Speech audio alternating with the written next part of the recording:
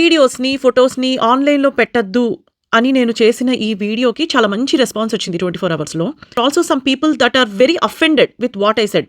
అంటే ఒకటి నేను మీకు జ్ఞానం లేదు, బుద్ధి లేదు అన్నాను అని చాలామంది నువ్వు చాలా రూడ్‌గా, యారగెంట్‌గా మాట్లాడుతున్నావు అన్నారు. పిల్లల ఫోటోల్ని ఆన్‌లైన్‌లో పెట్టే వాళ్ళకి నిజంగానే జ్ఞానం లేదు. అండ్ వద్దు, వద్దు అని చెప్పిన పేరెంట్స్‌కి బుద్ధి లేదు. మరి ఇంక అంతకన్నా చాలా మర్యాదగా నాకు ఎలా మాట్లాడాలో రాదు. రెండోది అందరూ అడిగే ఫస్ట్ క్వెషను మరి పెద్దవాళ్ళు ఎందుకు పెడుతున్నారు? మీరెందుకు పెడుతున్నారు? మీ అకౌంట్ కూడా డిలీట్ చేయండి అని. నా ఫోటోల్ని నేను పెట్టినప్పుడు అవి ఎక్కడైనా ఏఐలోనో ఎక్కడనో తేలితే గనక వాటిల్ని డిఫెండ్ చేసుకునే మెంటాలిటీ, కేపబిలిటీ, కరేజ్ నాకుంది. మీ పిల్లలకు గూడా ఉంటే పెట్టుకోండి. నేనేంటో నాకు తెలుసు. నేను ఈ పని చాలా కాన్షియస్‌గా చేస్తున్నా. మీ పిల్లలు ఏంటో మీకు తెలుసు. మీరు గనక అలాంటివి జరిగినా కూడా నేను డిఫెండ్ చేసుకోగలను అనుకుంటే పెట్టుకోండి. మీరు నా మాట వినాల్సిన అవసరం లేదు కదా! మీరెందుకు అంత ఫీల్ అవుతున్నారు? పెట్టుకోండి. అయితే ఈ ఇష్యూ జరుగుతోంది చూసారు కదా! ఇతను అన్నోన్‌గా వైరల్ అయిపోయారు. మనం కూడా వైరల్ అవుతాం అలానే. ఎక్కడో రోడ్డు మీద నడుస్తూ మన పిల్లలు కూడా అలానే వైరల్ అయిపోతారు. ఇక్కడ 2 సిట్యుయేషన్స్ ఉంటాయి. ఒకటి మన కంట్రోల్‌లో ఉన్న సిట్యుయేషన్స్. అంటే మనం పోస్ట్ చేసిన వీడియోస్ వైరల్ అవ్వడం, డీప్ సర్ఫ్ చేయడం లేదా డీప్ సైట్స్‌లోకి వెళ్ళడం.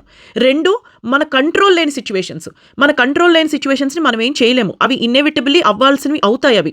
అప్పుడు అట్‌లీస్ట్ మీకు డిఫెన్సివ్ నేచర్ ఉంటుంది. మీ పిల్లల పిక్చర్స్ అలా కనిపించినా మీరు చెప్పొచ్చు. మా తప్పు లేకుండా జరిగింది కాబట్టి మేము డిఫెండ్ చేసుకుంటున్నాము అని. మీరు పెట్టిన ఫోటోలు, మీరు పెట్టిన వీడియోలే అలా సైట్స్‌లో తేలాయనుకోండి. అప్పుడు మీరు ఏం చేసుకుంటారో అది మీ ఇష్టం. సో, ప్రతిదానికి వితండవాదం చేయడం కాదు. మీరు కూడా ఒక లాజికల్ రీజనింగ్ తీసుకురండి. మూడోది మీరు ఒక ఆవిడ రాశారు. మీరు డబ్బులు చేసుకుంటే సరిపోదా? మేము కూడా చేసుకుంటాం మా పిల్లల వీడియోలు పెట్టుకొని అని. ఫస్ట్ ఆఫ్ ఆల్ మీరు డబ్బులు చేసుకోవాలనుకుంటే చేసుకోండి. నాకు ఈ వీడియోస్ చేయడం వల్ల రూపాయి కూడా రాదు. అస్సలు నాకు డబ్బులు రావు. మానిటైజేషన్ 0. మరి మీకు అందరికీ ఇన్‌స్టాగ్రామ్‌లో ఫోటోలు పెడితే డబ్బులొస్తాయని ఎవరు చెప్తారో నాకైతే తెలీదు గానీ, నేను ఇన్ని వీడియోలు చేశాను. నాకైతే మాత్రం ఇప్పటివరకు రూపాయి రాలేదు. నాకేమి కొలాబరేషన్స్ కూడా రావు. నాకు బ్రాండ్స్ కూడా లేవు. ఇలా నేను ఇక్కడ కూర్చొని చెప్పెళ్ళండి, చెప్పులేసుకెళ్ళండి అంటే నాకెవడు రాడు. అయినా కూడా నేను నా ప్యాషన్‌తో నాకు ఇంట్రెస్ట్ ఉంది కాబట్టి, నేను కొన్ని రీసెర్చ్ చేస్తాను కాబట్టి, అవి తీసుకొచ్చి మీకు 2 మినిట్స్‌లో నేను ఫ్యాక్ట్స్ చెప్తున్నాను. మీకు నచ్చకపోతే వినకండి. వెళ్ళిపోండి. అక్కడ పిల్లల ఫోటోలు పెట్టేవాళ్ళు బోలెడుమంది ఉంటారు. లేదా పెట్టండి అనేవాళ్ళు బోలెడుమంది ఉంటారు. వెళ్ళి వాళ్ళతో కొలాబరేట్ చేసుకోండి. ఏమన్నా అయితే మీరే పోరాడుకోండి. చెప్పాల్సిన ధర్మం కాబట్టి మేము చెప్పాం.